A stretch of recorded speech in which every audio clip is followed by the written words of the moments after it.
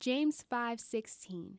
Confess your sins to each other and pray for each other so that you may be healed. The earnest prayer of a righteous person has great power and produces wonderful results.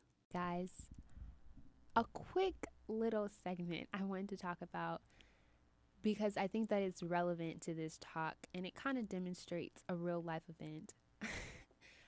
Recently in the news about the rapper Clifford Harris Jr. If you're not familiar with his legal name, his name is T.I. I don't have the time. I literally was in shock when I heard about this. But if you're not aware, basically his daughter, who's 18, he said in a podcast like this to other women how he I'm not going to say makes, but I'm not going to add too much. Yeah, he since the age of 16, to my understanding, because I did do a little research on this, so I'm not ignorant on the subject, but since she was about 16, Dejah Harris, he would allow her to celebrate her birthday the day after. He would put a post-it note on her door saying gynecology appointment at the specific time. They would go to the doctors. She would get a check. When it was time to talk about the check, he would, obviously, in certain states, the person who is getting those type of things has to sign paperwork to allow anybody else, even a parent, to know. Title IX, all kinds of stuff. But they would say, sorry, I can't talk about it. Dejah, you would have to allow permission and sign this. She would sign it after T.I. saying, hey, there's nothing that you would want to hide from me, right? She would sign it, and then he would ask for the results of her hymen test to be done pronto. There's so many layers to this. So many. So many. Firstly, it's just honestly, it's so humiliating as a person for your father to get on air and publicly talk about your sexuality. No, honestly. When you have not even talked about your sexuality. And so on that front, that's disrespect on one level. Second of all, I feel like it's shameful. It's so shameful. Yeah. And uncomfortable. And so many other adjectives. Hymen checks in general. Listen, I'm gonna keep it real with y'all. That's not it. It's really just not it. I don't care if it was the mother, the father, the grandmother, the great grandmother, the aunt. I don't care who it is. I know personal friends. I know family members who have had their guardians do hymen checks. And it is possessive because we all know, living in this society, at some point people are going to have sex. And shame people for having sex when you are having more sex. Yikes. And then also, another layer. T.I.'s view of his own daughter is different from that of his son. Honestly, yeah. It's a double standard. Because from what I know, now I may be speaking ignorant, but from what I know and what I've seen from even tuning in to the Family Hustle show, I love that show, I always used to watch that show. And when his sons talked about sex, it was, of a come of an age, either coming of age, boys will be boys, they're sowing their oats and growing up on him. Even to the latest season, when his youngest child, King, they find out he's going on tour, and they say, are you having a kid? And they kind of allude to the fact that he's having sex, and they even ask the question outright, are you having sex? King gets a little timid. Everyone starts laughing. Wow. He's 14. Tiny is devastated that her baby, literally still a baby, is having sex. And it's kind of just like, he kind of tells Tiny, this is kind of your fault that you allowed him on tour and you allowed him to be exposed to having a certain lifestyle. But I never heard him say anything derogatory or shameful in the sense of like, let me check your hormones or let me check something on you to make sure that you're not sexually active. He wasn't Right. even prohibiting him from being sexually Right. active. It was just kind of like, well, it looks like that may be the case. So for you to now have a double standard with your own daughter who's older than this boy Right. seems obviously a little bit more mature. Mm-hmm. Deja's never been in any drama publicly, never been none of that. And to make it seem like you would even have to go to these lengths. But what you do between you and your child is between you and your child to a certain extent. If that's something that she agreed to, great. But to publicly talk about it, Yeah, that's where you cross the line. And I honestly don't know if Deja really agreed to do it. I think it's something that she knew she had to do because I saw right. where she was actually liking some of She the was tweets. liking tweets, and from my understanding, Right, she unfollowed her dad. her own dad and some of her family Because that's members. embarrassing. You're giving Very information much to the so. public eye that I have never And spoken you know what's on. crazy? What? Guys under her pictures are now saying Yes. hymen checks Right. and all kinds of crazy stuff, and that's when you're like, like your own father was the one. Right, like in his attempt to protect you and to brag about his protection of you, he actually opened the doors for predators to come and comment under your picture. Ugh, Catch 22. But I think this Honestly. also goes in the talk of purity culture and how, yes. like we talked about at the beginning of the episode, who does it primarily affect and is it effective? And efforts like this are not effective at any point of Exactly. view. They're not effective, and it is primarily towards women, young women who most of the time probably would be the ones to abstain had you had a real conversation with them Yeah. and they understood what you were saying and they say, you know what, I actually make that. But even if they didn't, Right. what is the like ugh.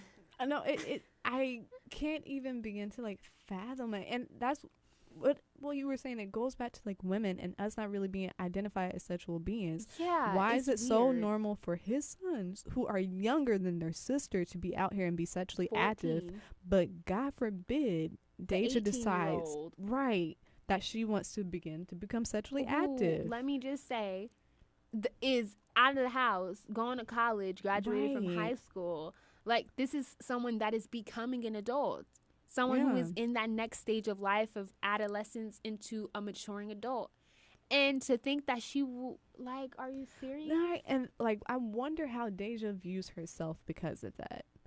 And I Yeah. think oftentimes that's what purity culture does. It teaches you, okay, I'm worth this because of this. I'm You're I'm right. priceless because I have my virginity, or I'm worth more because I haven't did anything. Like my whole identity is based between what What's in I've between done. my legs. Exactly, and it's not even like that. And it's nauseating, and especially in conversations when I'm thinking of examples like this and I think of like, are you kidding me? Especially the parenting kind of thing, because like, being completely honest, I understand his efforts of protecting his daughter, and rightfully so. Right. It's interesting also though, the dichotomy of the type of person that he does not want his child to be with is the example of who he is. And how he views woman is affecting even the relationship he has with his daughter. Yeah. To the point where I don't know. And I saw people, you know, we always take it to extremes where people are talking about the fetishization of this, and it's almost, I saw one person say it, and I was like, y'all know y'all capping now. Talking about, what did they say? They said, it makes me feel like he wants to take her virginity to be the first No, one. I honestly, said, oh my that's a little gosh. too little possessive. Yeah, it's just a lot. It's Yeah. a lot. And I wish people would understand that efforts like that do not help. They hurt more than they help.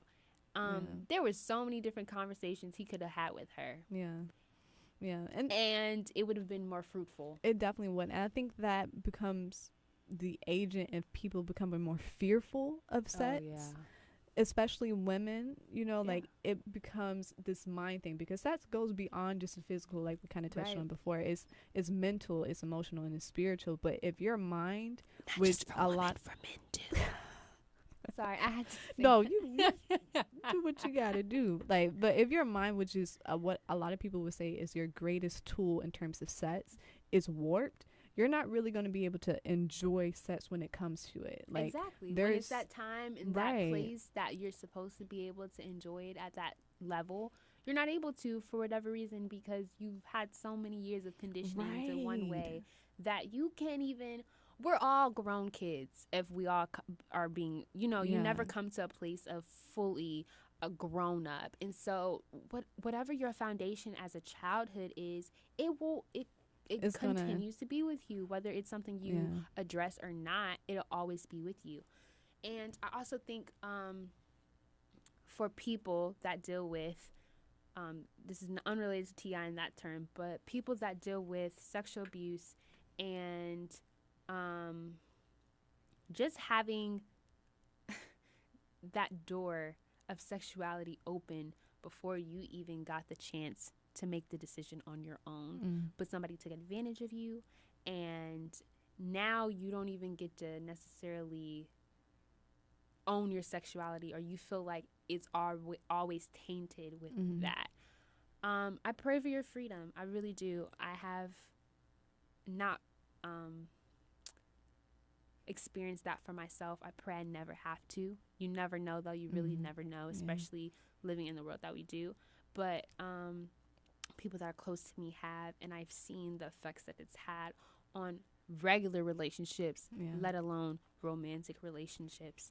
And so I really pray for you guys, and I pray that you understand that this purity talk is also for you, in the sense of how it has been toxic to you, because so many times people forget to talk about the people that have been taken advantage of sexually, and they leave them out of the conversation, but they're usually the ones with the most questions. right. Know that it does, those things do matter, but they do not play the role in your value or your worth. And your sexuality is still yours. That's good. It's still yours. It's still yours to choose. And you still have control over it. And you still control what you can make of it. So yeah, that's what we'll say on that. I needed to talk about this TI situation, though, because it really rubbed me the wrong way when I saw it. Yeah.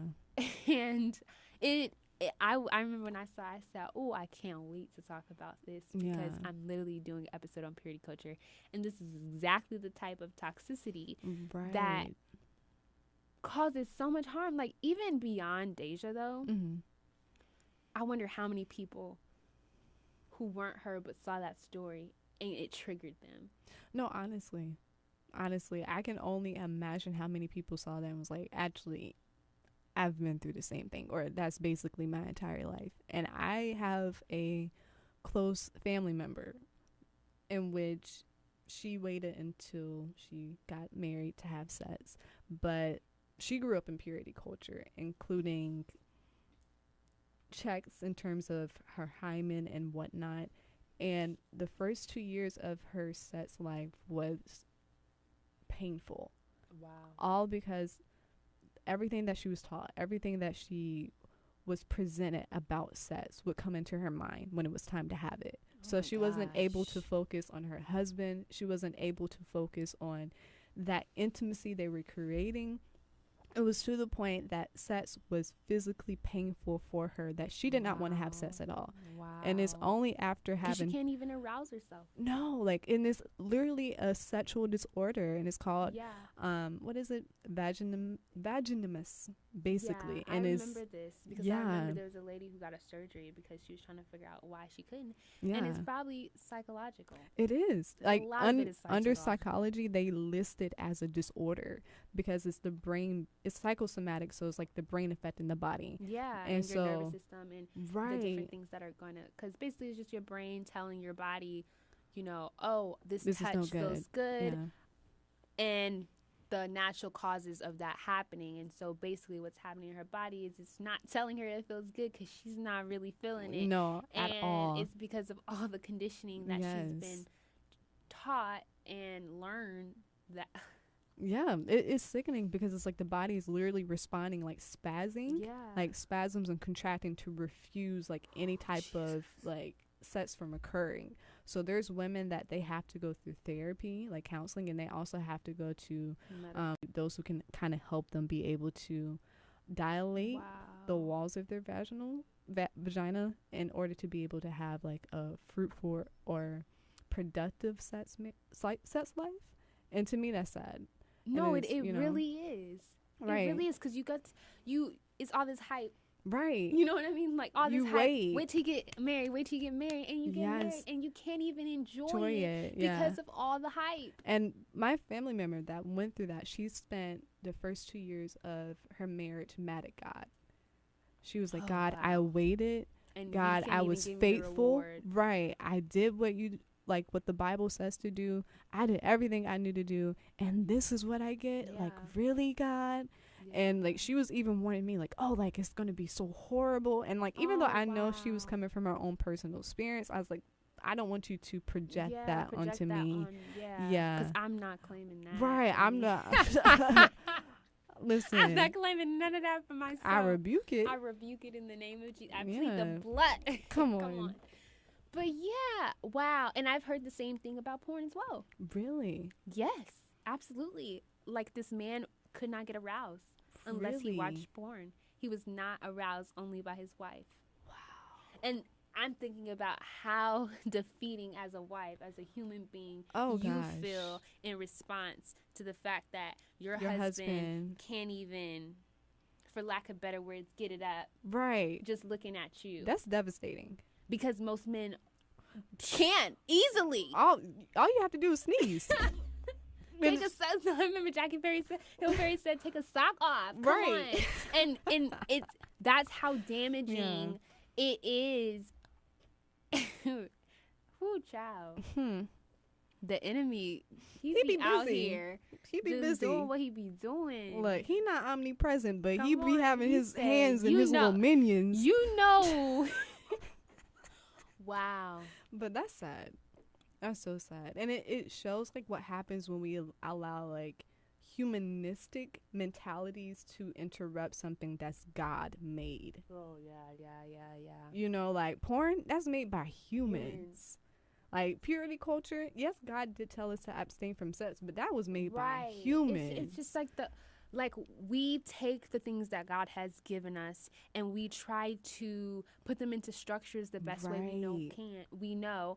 And of course, humans are faulty, and it doesn't matter how much of good intentions you have. You know, you can have faulty application, and it ruins everything. Right. It literally ruins everything. Yeah. And then we look at God and we say, God, why me? I'm doing what you said. And he said, I never told you to do that. Yeah. I never told you to do that.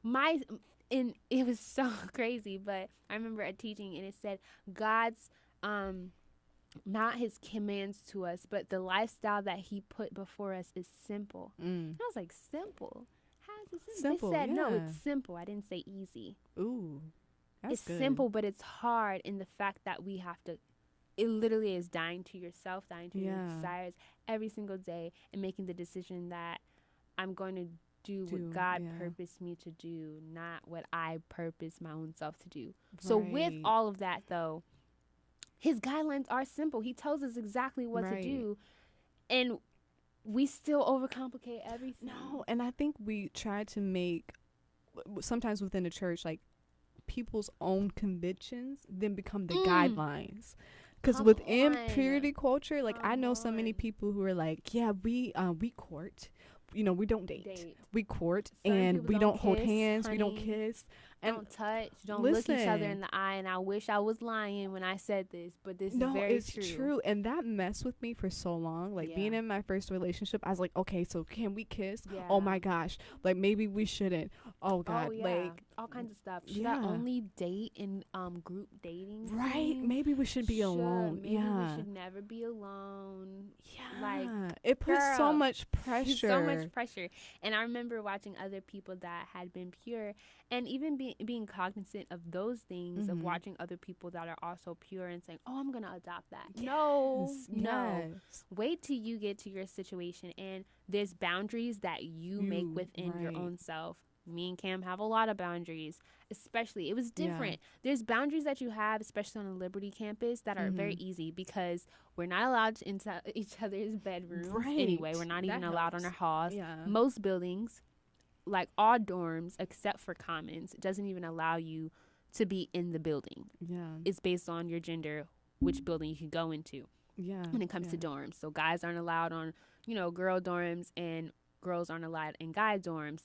But commons is the only one which I live in because I Mhm. can't be Listen. I can't be in that. Come on. And I love having to be able to interact with people as I feel. So I live in that dorm, but we're not allowed on each other's halls. Right. So And that helps. that helps so much. But then when your boyfriend graduates and gets his Mhm. own apartment, Yikes. now you have to really be intentional reinforce about, that. okay, Yeah. these are the boundaries that you're gonna have. And I'm not even gonna talk about the boundaries that we have necessarily, because I don't want someone to say, oh, that's the one I want to adopt. Right. But yeah. we have our boundaries, and they're like stated. It's not like, oh, what I feel like. Right. You have to come out and say it. things and Yes. communicate. This is what I Yes. was talking about when I said in the relationship one that we over communicate. We literally over communicate about yeah. everything, because it's imperative that you never think or Right. assume somebody knows. They never What know you- until you yeah. tell them. Even if they do know, they don't know. There's a lot of things that was like, so this is happening. Yeah, right. We're on the same page. Great. Right. Just want to make sure though, because if Yeah. I don't say it, then it's never said. Yeah. So create your boundaries and everything. Right. But yeah, I had to talk about that because That was out of pocket. But to add on to what you're saying about boundaries, one thing like I've realized is that nobody really talks about how hard it is waiting. When you see people who do their testimonies, yeah, we waited for marriage and it was just great, and it wasn't really that difficult because we knew why we were doing it. And I'm like, Lies. What Lies. relationship are you in? When I tell you it's a lie, it's a Right. lie. And like that's what I think we need more of, is like transparency. Like, hey guys, we're waiting for marriage. Oh, we waited for marriage. It wasn't easy at all. It was No. hard. Sometimes we, had Whatever moments, that whatever the yeah. case may be. I'm not saying you have to go into exact detail Detail. of everything, but just But be letting people real. know like the wait is not going to be perfect. Oh, It's not no. going to be easy. It is not going to. Especially yeah. when you're with someone long term, not Yes. necessarily meaning you're getting married right away, because Yeah. there's the dichotomy of, oh, I found the one, I'm gonna get married in 9 months, which is the Right. culture on campus, and someone Come like on. me that is not like that. So Listen. I'm not getting married after 9 months, which means we're have more of an extended relationship. Exactly. But that means even longer of a purity wait before we get married, which means that it's even more it's even harder of a walk necessarily. It's just a lot that comes with it. It's hard out here for a pimp. No, but I'm when sorry. you're trying to get this money for the rent. But Yo, okay, I was thinking about this one couple. They basically were talking about, yeah, we waited for marriage, but they met 1 month and the next month they were married. And I was like, yeah, of course you guys waited. Like, that's so easy. Bethany. When I tell you they were on Periscope, Bethany. like, yeah, guys, like, wait for marriage. Bethany. It wasn't easy. And I'm like, No. you had 30 days. 29. Okay, they didn't even wait the full month. This is what I'm talking about, though. Like, honestly speaking, though, and I'm not discounting that necessarily the relationship, but there's so many people out here, especially young Christians, just getting married, talking about this is the one, just so they can have sex, and then they divorce after they figure out that they don't even like that person. No, like, really. it just baffles me that we. Liberty's divorce rates, nobody talks about them, but they're I high. I do. Sis, we can converse. Let's talk about it. Let's talk about it, because it needs to be talked about. Honestly. Like, Ring by Spring is something I was even surprised that our campus, like, even marketing, people even market it, because due to the fact that there's so many weddings, Liberty actually has the demand to hold bridal type of events on Events, campus yes. for people that need dresses and vendors of that Right. such, and they hold it during the spring. And they even have partnerships with local like jewelers around here in the area. You Like, lying. I kid you not, I have Girl. seen Ring by Spring promoted. At the jewelers in Lincoln? Yes, in advertisement. Yes. When I tell you, like, it's a whole franchise, okay? It's a whole business within that. Like, a lot of these venues in the springtime. Yeah, they be making bank. Not only here, North Carolina Oh, area. A lot of people make Yeah. bank around this. And, you know, it's great money for capitalists. But at the end of the day, these people are only getting married for the wedding or getting married. And then I remember somebody was talking about it. They said, I'm so tired of seeing you young Christian couples who then got married. And now you talking about, oh my gosh, marriage is so hard. It's so hard. But I love my husband. Right. You got married after 5 months, got engaged in 6 months. No, honestly.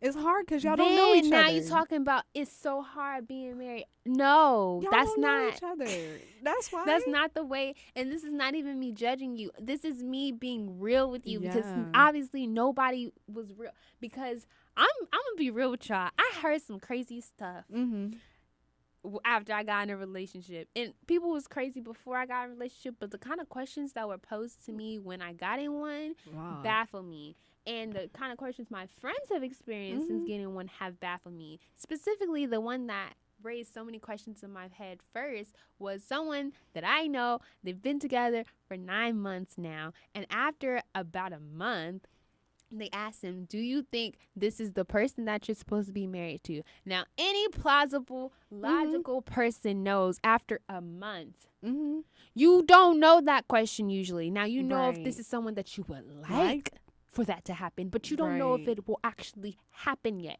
because you've only been dating a month. I'm sorry, but it's like logic. Honestly. Okay, you don't even. They say studies show that it doesn't even take until after 9 months for the honeymoon and the feel good. You don't know if it's either what is it called, infatuation or love. Yeah. After 9 months, you'll figure that out. Right. So. Sis, anyway, tell me. Listen. Somebody asked one of my friends, I kid you not. Now, mind you, this certain person is graduating soon. They're both graduating, and this person does not want to stay at our particular school to do graduate level classes. So but one of them does, the other person doesn't. So they asked one person, well, you know the other person doesn't want to stay here for graduate classes, so aren't you going to go with them, or are you guys going to stay here together? And it was like, well, neither. We'll figure it out, you know. Yeah. I'll go where I'm supposed to go. And they were like, well, that person is probably going to forget about you then. And then like you have to take this seriously if you want it to be serious, and you should probably get married now and settle down, because if like these are real logical statements made by somebody. They came to the logical conclusion that if you do not do your graduate program in the same time at the same place, say it ain't so. What? Girl, that just shows like that's a reflection of the generation.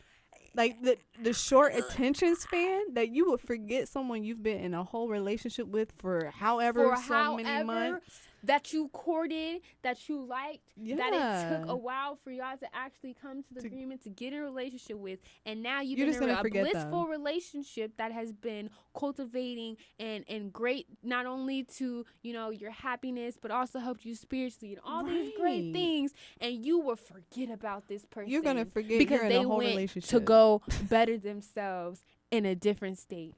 How does that work? I said, I guess long distance relationships are not of God then. I mean, like, did I their guess I'm not ears of God hear what then. their mouth said when they said Obviously not. Because let me be real with you. Me and Cam were like long distance, like a good at least 3 to 4 months out of the year. that? It's very hard, might I say. Extremely. But yeah. like he's fine. I'll be fine. Like, I don't lose. If anything, it reassures me of the things that I love about him and what I know true. When that person is not around you, it becomes even more true when they're like, what are you talking about? You cherish that. You cherish that. You're like, dang, I cherish those moments that I had that I took for granted. Yeah. Like, especially me now, when me and Cam were like just dating, and we were both in undergrad. I did not even fathom how much different it would be now that he's graduated, he's working, he's already like a grown man edition of him with his own. Like, I took for granted unknowingly that he was literally like 300 feet away from me. Like, if I needed something, it was right at literally just walk across the lawn. No. And now, like, it takes, I know, okay, if he needs to do anything, I have to count for at least 15 minutes of time because he has to get back home. I have to get back home. You know what I mean? So people are weird, though. And I'm just going to end it there because we can go on and on because we literally just talking right now. But honestly. Ooh, child.